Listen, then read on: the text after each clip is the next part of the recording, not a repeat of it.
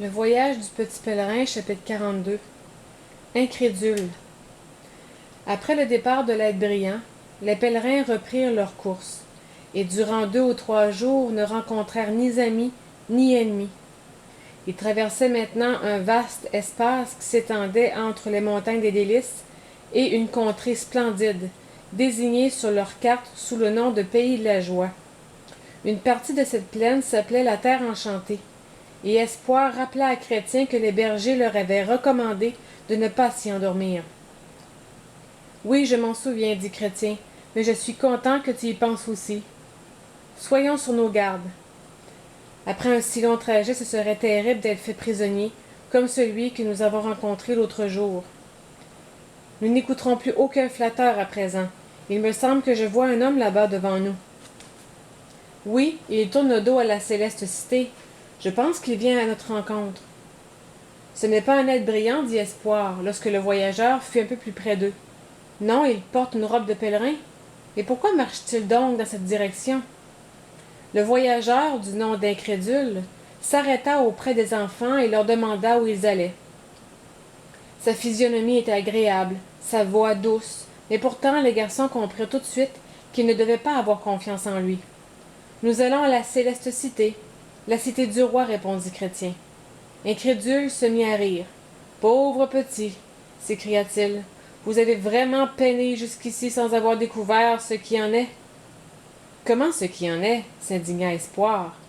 Le pèlerinage en lui-même est déjà difficile, mais si jamais vous arrivez au but, vous serez terriblement désappointé. Et pourquoi? Incrédule prit un air triste. Parce qu'il n'y a ni roi, ni céleste cité. Oh, mais si, dit vivement Chrétien, les envoyés du roi nous ont parlé eux-mêmes. Incrédule mit sa main sur l'épaule de Chrétien et essaya de le faire retourner en arrière. Mon cher enfant, c'est sûr, vous êtes jeune, et moi je suis presque vieillard. Écoutez ce que j'ai à vous dire. Il y a de cela bien, bien longtemps, on m'a narré absolument la même histoire que celle qui vous a été racontée. J'ai quitté ma maison et me suis mis à la recherche de la céleste cité. Alors, interrompit Chrétien, vous la trouverez bientôt, n'est-ce pas? Non, répondit Incrédule. J'ai circulé beaucoup plus longtemps et beaucoup plus avant que vous.